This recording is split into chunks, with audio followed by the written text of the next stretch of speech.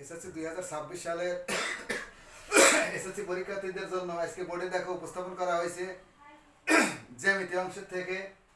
কিন্তু সবাইকে জানতে হবে এই বৃত্ত কোনটা, পরিধি কোনটা, ব্যাস কোনটা, ব্যাসার্ধ কোনটা। সেই আঙ্গিকেই কিন্তু আজকে এই ক্লাসটা তোমাদের জন্য নেওয়া। দেখো বোর্ডে দেওয়া আছে কোনো বৃত্তের পরিধি 4 পাই সেন্টিমিটার হলে বৃত্তের ব্যাসার্ধ কত। আশা করি সবাই প্রশ্নটা দেখেছো। আবারও দেখো কোনো বৃত্তের পরিধি 4 পাই সেন্টিমিটার হলে বৃত্তের ব্যাসার্ধ কত। তো এইটা আমি এখন সমাধান করে দিচ্ছি। আমরা জানি কি কোনো বৃত্তের পরিধি সমান 2 পাই আর।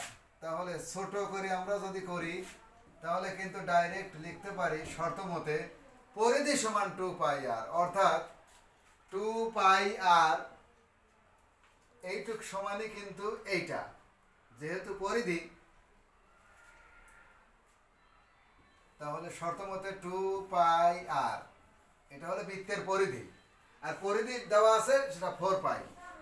পরিধি সমান 4 পাই, বা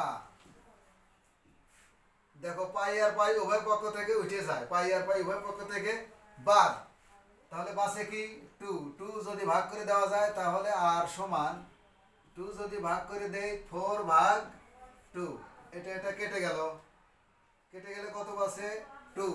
সুতরাং